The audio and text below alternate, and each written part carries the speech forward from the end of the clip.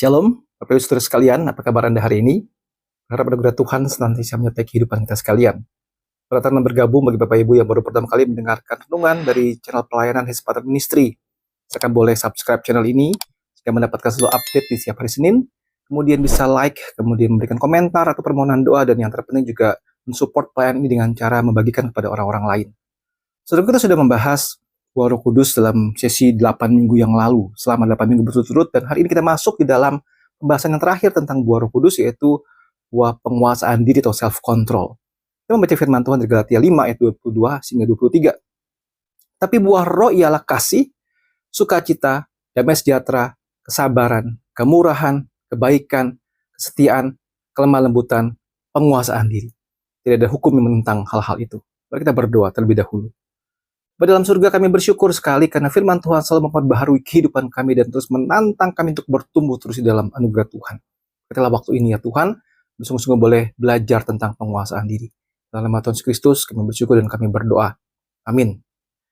Saudaraku, kalau kita berbicara mengenai penguasaan diri, self-control, itu bicara mengenai having power, memiliki kekuasaan atas tubuh kita, atas keinginan kita, atas nafsu kita. Itu adalah penguasaan diri. Masalahnya begini, apakah mudah kita bisa menguasai diri? Contoh misalnya mengenai kesehatan. Apakah kita mudah bisa menguasai diri? Kita bisa belajar bagaimana harus disiplin berolahraga.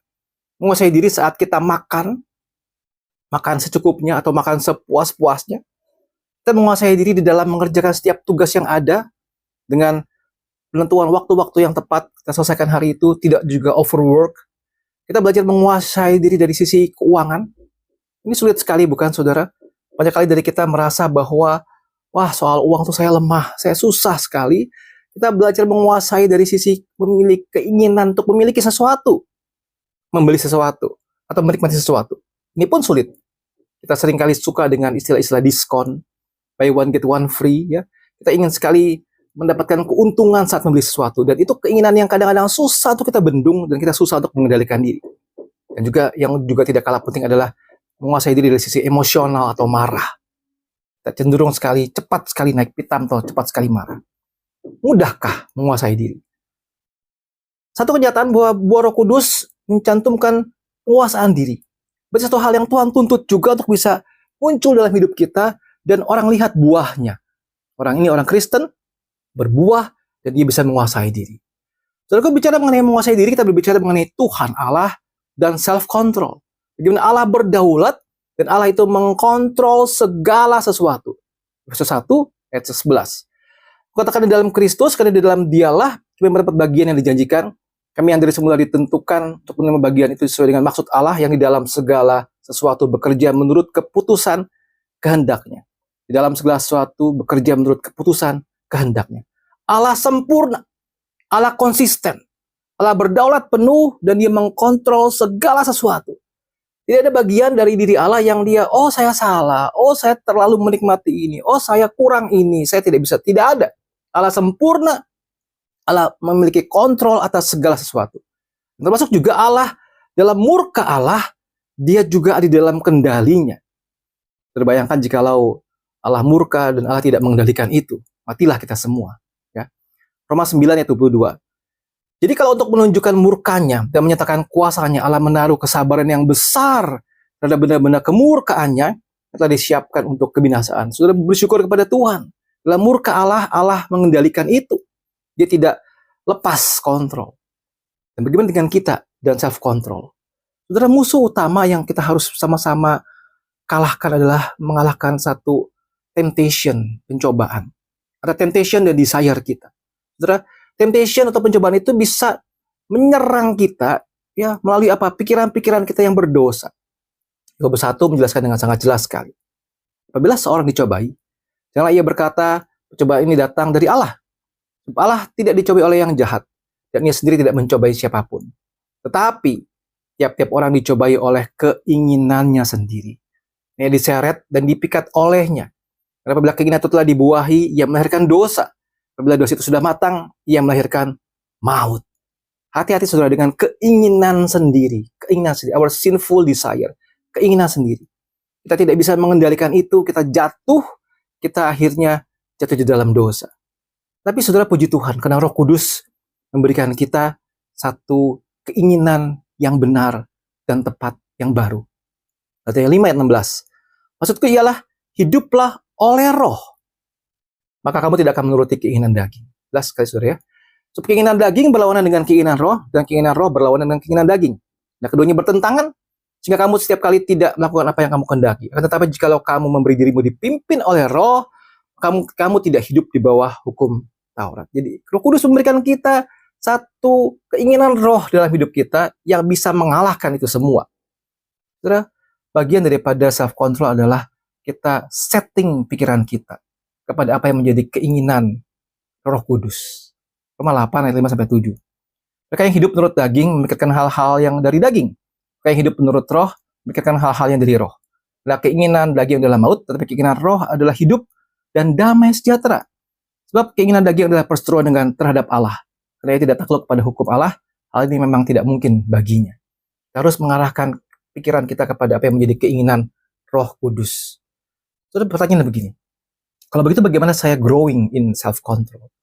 Allah menuntut ada buah Roh Kudus dalam hidup kita, dan salah satunya berbicara mengenai self-control, pengendalian diri. Bagaimana saya bisa mengendalikan diri? Kita harus melatih disiplin diri. Melatih disiplin diri.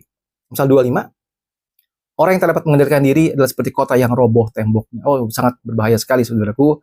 Setelah 9 dari 24-27. Tidak tahukah kamu bahwa dalam gelanggang pertandingan semua peserta turut berlari, tapi bahwa hanya satu orang saja yang mendapat hadiah. Karena itu larilah begitu rupa sehingga kamu memperolehnya. Setiap orang yang turut mengambil bagian dalam pertandingan menguasai dirinya dalam segala hal. Kita berbuat demikian untuk memperoleh suatu mahkota yang fana, tapi kita untuk memperoleh suatu mahkota yang abadi. Begitu aku tidak berlari tanpa tujuan, aku bukan petinju yang sembarangan saja memukul, aku melatih tubuhku dan menguasainya seluruhnya. Yesus sudah memberikan Injil kepada orang lain, jangan aku sendiri ditolak. Kita harus belajar self-discipline. Belajar self-discipline. Bagaimana caranya? Belajar firman Tuhan, berdoa, lakukan disiplin rohani, belajar self-discipline. Kita bisa belajar mengendalikan diri. Lalu poin yang kedua adalah hati-hati dengan kecanduan, apapun itu. Galatia 5 ayat 1, kita sungguh-sungguh merdeka. Kristus telah memerdekakan kita. Itu berdirilah teguh dan jangan mau lagi dikenakan kuk perhambaan. Jangan mau lagi dikenakan kuk perhambaan. Saudara, apa yang menjadi candu dalam hidupmu? Saudara, hati-hati, jangan sampai masuk ke dalam kecanduan, apapun itu. Apalagi berbicara mengenai minuman keras, gitu ya, drugs dan sebagainya, kecanduan seks, kecanduan pornografi, apapun itu. Kenapa? Karena kita sudah sungguh-sungguh merdeka. Kristus sudah memerdekakan kita dan jangan mau lagi kena oleh kuk perhambaan. Hati-hati dengan kecanduan. Harus belajar bisa self-control. Harus tahu kapan harus stop. Harus tahu kapan harus berhenti. Kita belajar untuk bisa mengendalikan diri. Kenapa? Karena Kristus telah memerdekakan kita. Terus yang ketiga, yang terakhir adalah jangan menyerah terhadap kemarahan. Jadi kalau kita sedang kesal marah, jangan menyerah. Ya. Yakobus 1, saudara-saudaraku yang kukasihi, ingatlah hal ini. Setiap orang hendaklah cepat untuk mendengar, tetapi lambat untuk berkata-kata. Dan juga lambat untuk marah. Sebab amarah manusia tidak mengerjakan kebenaran di hadapan Allah. Ya. Amarah manusia tidak mengerjakan kebenaran di hadapan Allah. Belajar untuk jangan mudah menyerah terhadap kemarahan. Jangan mudah cepat menyerah terhadap rasa takut dan rasa kemarahan. Terus sekalian, Roh Kudus memberikan kita bukan roh ketakutan. Ya, saya bacakan 2 Timotius 1 ayat 7. Sebab Allah memberikan kepada kita bukan roh ketakutan, melainkan roh yang membangkitkan kekuatan, kasih, dan ketertiban. Saudara, puji Tuhan. Saya bersyukur sekali dengan renungan ini, saudara. Saya boleh mengetahui, oh saya memang lemah, saya punya susah mengendalikan diri, tapi saya mau belajar terus-menerus mengendalikan diri. Ingat saudara, the key to self-control is to giving God control. Jangan lagi. Kunci terhadap pengendalian diri adalah membiarkan Allah yang mengendalikan hidup kita. Bagaimana dengan kita? Pertanyaannya adalah, apakah hidup kita dikontrol, dikendalikan oleh Allah? Itulah menolong kita sekalian. Terus memberkati. Amin.